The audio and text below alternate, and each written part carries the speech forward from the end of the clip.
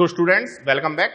Last lecture में हम लोग directive principles of state policy discuss कर रहे थे। काफी बड़ा चैप्टर है, तो इसमें मैंने जो है 46 तक, आर्टिकल 46 तक आप लोगों के साथ डिस्कशन कर लिया था। उसके बाद कुछ इंपॉर्टेंट वर्क की वजह से मैं कंटिन्यू नहीं कर पाया था लेक्चर, तो उसी लेक्चर को मैं वहीं से कंटिन्यू करता हूं। और आर्टिकल 47 के बाद जो भी इसमें डायरेक्टिव प्रिंसिपल्स हैं वो हम लोग इस लेक्चर में डिस्कस कर लेंगे। और उसके बाद हम लोग फंडामेंटल ड्यूटीज डिस्कस कर लेंगे, क्योंकि यूनिवर्सिटी में जो है एक दो क्वेश्चन यहाँ से आते ही आते हैं। डायरेक्टिव प्रिंसिपल से क्वेश्चन पूछा जाता है, फंडामेंटल ड्यूटीज से भी क्वेश्चन पूछा जाता है, कंपटीशन पॉइंट ऑफ व्यू से भी इंपॉर्टेंट हो जाते हैं, क्योंकि कंपटीशन में जो है ऑब्जेक्टिव क्वेश्चन इस तरीके से बन जाते हैं। तो आप लोग आर्टिकल वाइज इनको याद करेंगे, तैयार करेंगे। तो चलिए आज के लेक्चर को शुरुआत करते हैं, आज का लेक्चर कंटिन्यू करते हैं।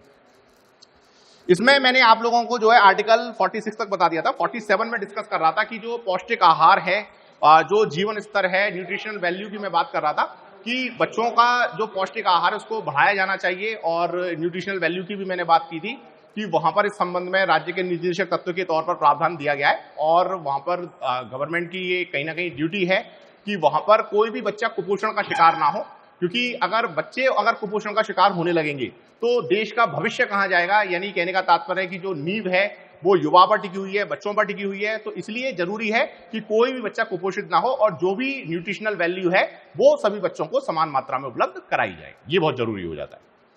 इसके बाद हम लोग आर्टिकल 48 पर आ जाते हैं, और आर्टिकल 48 बात करती है कृषि और पशुपालन का संगठन, यानी एनिमल हस्बेंड्री की और एग्रीकल्चर की बात करती है। जैसा कि हम लोग जानते हैं कि हमारा जो देश है वो कृषि प्रधान है, और कहीं ना कहीं गवर्नमेंट की ये ड्यूटी है, हम लोगों का भी ये कर्तव्य है कि हम लोग जो है खेती को आगे बढ़ाएं, ज्यादा से ज्यादा लोग खेती से जुड़ें, क्योंकि कहीं ना कहीं जो देश की अर्थव्यवस्था है वो एग्रीकल्चर पर टिकी हुई है। और इसीलिए directive principles of state policy में ये प्रावधान किया गया है कि कृषि पालन आवश्यक है, और वहां पर एनिमल हस्बेंड्री की भी बात की गई है, जैसे जो मत्स्य पालन है, कुक्कुट पालन है, ये अति आवश्यक है।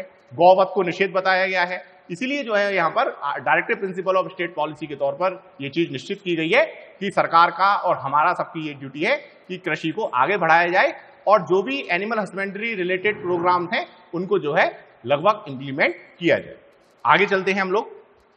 इसके बाद आर्टिकल 48A जो है ये अमेंडमेंट के बाद जोड़ा गया था, और ये एनवायरनमेंट से संबंधित है कि कहीं ना कहीं जो पर्यावरण है उसकी सुरक्षा को भी ध्यान में रखना चाहिए। यानी अब ये जो आप प्रैक्टिकली आप देखते हैं कि जो भी डिजीजेस वर्तमान में प्रिवेल कर रही हैं, अब जैसे कोविड आया या इस तरह की कोई भी डिजीजेस आ रही है, ये कहीं ना कहीं हम लोगों की गलतियों का नतीजा है कि हमने कहीं ना कहीं सस्टेनेबल डेवलपमेंट वाली जो पॉलिसी थी उसको फॉलो नहीं किया। यानी डेवलपमेंट जरूरी है, but not at the cost of environment. Sustainable development की थ्योरी को प्रैक्टिकली इंप्लीमेंट करने की कोशिश की जानी चाहिए। डेवलपमेंट बिल्कुल जरूरी है, लेकिन पर्यावरण की शर्त पर कोई भी डेवलपमेंट नहीं होना चाहिए। और अगर पर्यावरण की शर्त पर कोई डेवलपमेंट होगा तो उसके नकारात्मक प्रभाव पूरी दुनिया के सामने है। तो इसलिए आर्टिकल 48A में जो है एक directive principle of state policy के तौर पर इसको रखा गया है, लेकिन आर्टिकल 21 में पहले ही जो स्वस्थ पर्यावरण का अधिकार है उसको एक फंडामेंटल राइट के तौर पर रखा गया है। तो 48A जो है इंपॉर्टेंट है, और इसको हम फंडामेंटल राइट से भी कोरिलेट कर सकते हैं। इसके बाद हम लोग आगे चलते हैं, और इसके बाद जो है कुछ और आर्टिकल्स इसमें रह गए हैं। इसमें 49 जो कहता है वो है राष्ट्रीय महत्व के स्मारकों, स्थानों और वस्तुओं का संरक्षण। जो हमारे नेशनल मॉन्यूमेंट्स हैं, जो भी हमारी इमारतें हैं, राष्ट्रीय इमारतें हैं, ऐतिहासिक इमारतें हैं, उनका संरक्षण जरूरी है। अब जैसे उदाहरण के तौर पर आप देखिए कि जो मथुरा ऑयल रिफाइनरी है उसकी वजह से जो ताजमहल है, 7 वंडर्स ऑफ द वर्ल्ड, उस पर कितने नकारात्मक प्रभाव हैं। यानी एसिड रेन की वजह से जो उसका मार्बल है, संगमरमर है, वो पीला पड़ गया है। तो कहने का तात्पर्य है कि जो भी हमारे हिस्टोरिकल मॉन्यूमेंट्स हैं, जो भी हमारी इमारतें हैं, उनको संरक्षित रखना होगा। ये गवर्नमेंट की ड्यूटी है, directive principles of state policy के अधीन आ रहा है कि स्मारकों को और जो भी हमारी इमारतें हैं उनका संरक्षण अति आवश्यक है। इसके बाद आर्टिकल 50 मोस्ट इंपॉर्टेंट है, कहता है कार्यपालिका का न्यायपालिका से पृथक्करण, separation of executive from judiciary. और ये जरूरी भी है। देखिए, शक्ति पृथक्करण का सिद्धांत लागू है, सेपरेशन ऑफ पावर जो है इंप्लीमेंटेड है। शक्ति पृथक्करण का सिद्धांत ये कहता है कि शक्तियों को 3 भागों में विभाजित कर दिया, यानी लेजिस्लेचर, एग्जीक्यूटिव, जुडिशरी। तो विधायिका अपना कार्य करेगी, कार्यपालिका अपना कार्य करेगी, न्यायपालिका अपना कार्य करेगी। अगर विधायिका कार्यपालिका के क्षेत्र में इंटरफेयर करती है या कार्यपालिका न्यायपालिका के क्षेत्र में इंटरफेयर करती है तो विधि का मौलिक उद्देश्य ही नष्ट माना जाएगा। और इसलिए यहां पर यह बताने की कोशिश की गई है कि जो कार्यपालिका है उसका काम है विधि का निष्पादन कराना, ना कि किसी मामले में निर्णय प्रदान करना। न्यायपालिका का कार्य क्या है? किसी मामले में निर्णय प्रदान करना, और विधि निष्पादित करने की शक्ति न्यायपालिका को नहीं होनी चाहिए। तो कार्यपालिका और न्यायपालिका, एग्जीक्यूटिव एंड जुडिशरी, दोनों स्वतंत्र रूप से अपने अपने कार्यों का निष्पादन करें और किसी भी प्रकार का इंटरफेरेंस नहीं होना चाहिए। अच्छा, ये चीज आर्टिकल यहां पर क्यों दिया गया है? हम अगर सीआरपीसी को देखें तो जो हमारा नया सीआरपीसी है 1973, उसका ऑब्जेक्ट भी क्या था? कार्यपालिका का न्यायपालिका से पृथक्करण। और जाहिर सी बात है, जो पुराना सीआरपीसी 1898 था वो 1973 तक इंप्लीमेंट रहा, और उसके बाद नया सीआरपीसी प्रकाश में आया। और जो नया सीआरपीसी प्रकाश में आया, नया सीआरपीसी लागू हुआ, उसके पीछे उद्देश्य यही था कि जो पुराना सीआरपीसी था उसमें कहीं ना कहीं जो एग्जीक्यूटिव थी, जो एग्जीक्यूटिव मैजिस्ट्रेट्स थे, उनको कहीं ना कहीं बहुत सारी जुडिशियल पावर प्रदान कर दी गई थी, जिससे कहीं ना कहीं जो न्यायपालिका की स्वतंत्रता थी, जो स्वायत्तता थी, वो खतरे में पड़ गई थी। इसलिए यहां पर directive principles of state policy के अंदर आर्टिकल 50 के तौर पर यह बताने की कोशिश की गई है कि कार्यपालिका को न्यायपालिका से पृथक रखा जाए। कार्यपालिका को वहां पर कोई भी न्यायिक कार्य करने की अनुमति नहीं दी जानी चाहिए। जहां तक संभव हो, न्यायिक शक्तियों को केवल न्यायपालिका के द्वारा ही संपादित किया जाना चाहिए। और काफी हद तक इस आर्टिकल को इंप्लीमेंट करने में हम लोग सफल रहे, लेकिन फिर भी पूरी तरीके से शक्ति पृथक्करण के सिद्धांत को लागू नहीं किया जा सकता।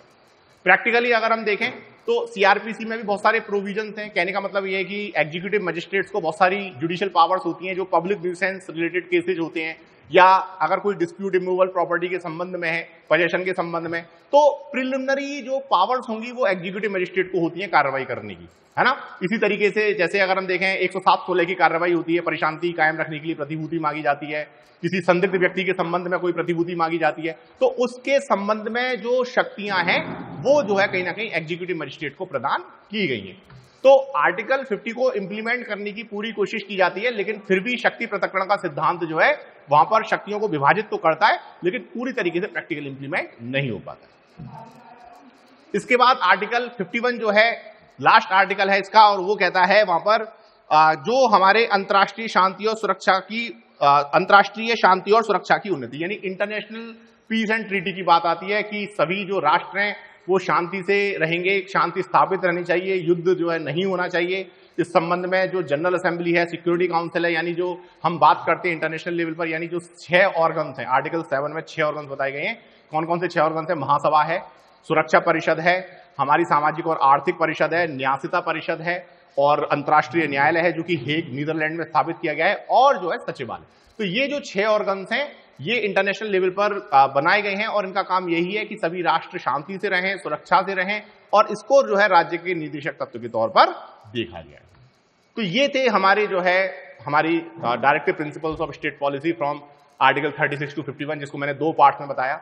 अब इसके बाद इसमें फंडामेंटल ड्यूटीज को भी ऐड किया गया है। आर्टिकल 51A जो है ये 42वें संविधान संशोधन द्वारा, 42वें संविधान संशोधन 1976 द्वारा अलग से जो है यहाँ पर 51A जो है आर्टिकल जोड़ा गया, भाग 4A जोड़ा गया था, स्वर्ण सिंह समिति की सिफारिश पर जो है जोड़ा गया था। और इसमें जो प्रोविजंस हैं वो कहीं ना कहीं जो यूएसएसआर यानी रशिया है उससे जो है ये प्रोविजंस लिए गए हैं। और क्योंकि जब फंडामेंटल राइट्स हैं तो फंडामेंटल ड्यूटीज भी होनी चाहिए, तो फंडामेंटल ड्यूटीज जो है ये कहीं ना कहीं जो है जोड़ दी गई हैं, और देश के प्रत्येक नागरिक का कर्तव्य है कि वो जो है उसके मौलिक कर्तव्य जो है उनका पालन करे। तो कौन कौन से मौलिक कर्तव्य हैं इनको हम जो है थोड़ा सा देख लेते हैं।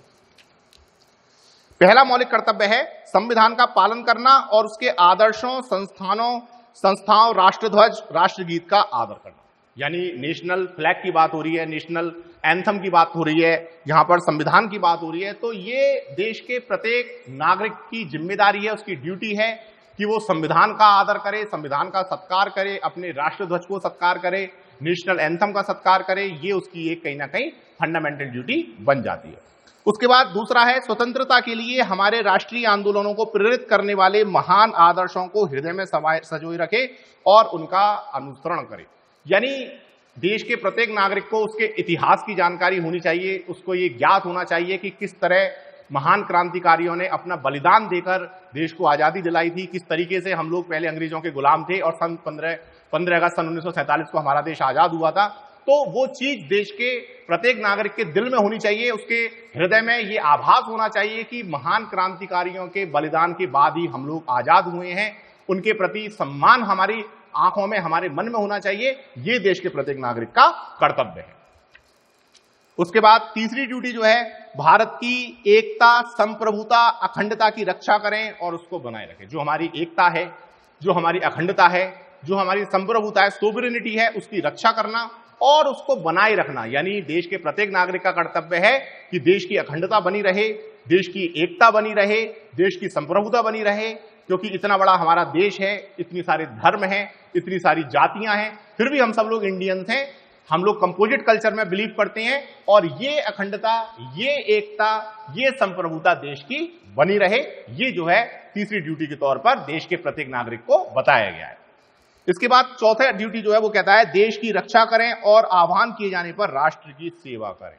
यानी कहने का मतलब यह है कि यदि कोई देश हमको युद्ध की धमकी देता है या युद्ध छिड़ जाता है तो देश के प्रत्येक नागरिक का कर्तव्य है कि अपने देश को बचाने के लिए, अपने देश की सुरक्षा के लिए आगे आए और राष्ट्र सेवा में योगदान दे। नेक्स्ट कहता है भारत के सभी लोगों में समरसता और सामान्य भाईचारे की भावना को बढ़ावा दे। यानी कहने का तात्पर्य यह है कि आपस में चाहे कोई व्यक्ति किसी भी धर्म का हो, किसी भी जाति का हो, समरसता बनी रहे, भाईचारा बना रहे। देश के अंदर जो है एक कंपोजिट कल्चर डेवलप हो, किसी भी प्रकार का अंतर्द्वेष, अंतर्द्वंद, किसी भी प्रकार की ईर्ष्या, द्वेष आपस में लोगों के बीच में नहीं रहनी चाहिए। ऐसा प्रयास देश के हर नागरिक को करना चाहिए। उसके बाद नेक्स्ट है हमारी गौरवशाली संस्कृति की समृद्ध परस्पर, हमारी गौरवशाली समृद्धि की समृद्ध परंपरा का महत्व समझे और उसको बनाए रखे। कंपोजिट कल्चर की बात हो रही है। जो हमारी संस्कृति है, इतनी पुरानी हमारी संस्कृति है, जो हमारा कल्चर है, वो यों का यों बना रहे, उसमें किसी भी प्रकार का इंटरफेरेंस नहीं होना चाहिए। उसके बाद कह रहा है कि ऐसी प्रथाओं का त्याग करें जो स्त्रियों के सम्मान के विरुद्ध है। बिल्कुल सही बात है। जैसे आपने देखा कि सती प्रथा को समाप्त कर दिया गया, पर्दा प्रथा को लगभग समाप्त कर दिया गया है, पॉलीगैमी समाप्त हो गई है। तो कोई भी ऐसी रूढ़ी या प्रथा जो कि स्त्रियों के विरुद्ध है, जो स्त्रियों के सम्मान के विरुद्ध है, ऐसी प्रथाओं को यथाशीघ्र समाप्त कर देना चाहिए, त्याग देना चाहिए।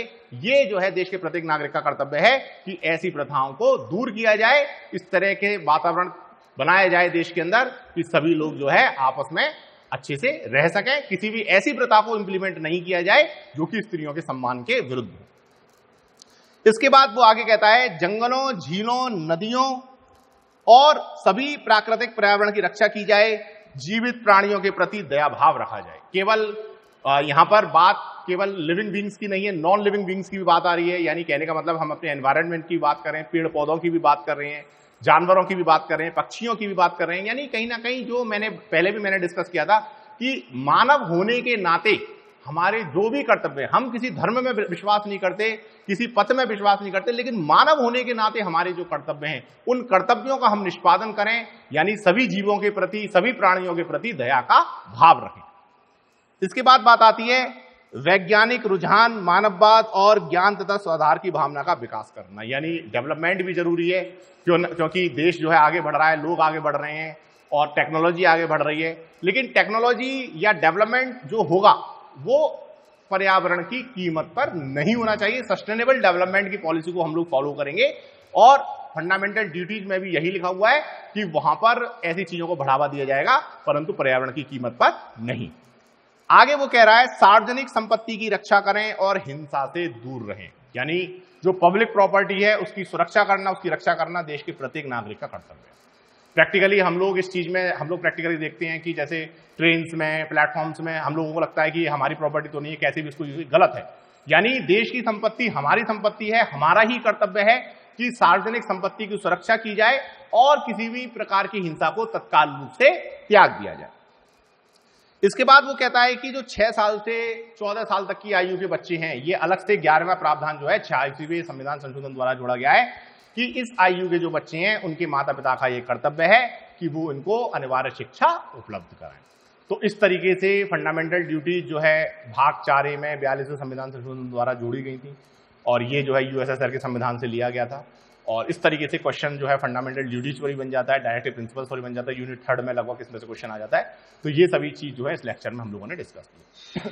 आगे के लेक्चर्स में इसमें मुझे राष्ट्रपति प्रेसिडेंट में डिस्कस करूंगा, राष्ट्रपति की शक्तियों के बारे में मैं बात करूंगा। अमेंडमेंट पर भी क्वेश्चन बन जाता है और आर्टिकल 300 पर भी क्वेश्चन बन जाता है विकैरियस लायबिलिटी के। तो जो भी टॉपिक्स होंगे हम लोग अपने फर्दर लेक्चर में उनको जो है कंटिन्यू करेंगे। Okay, thank you so much.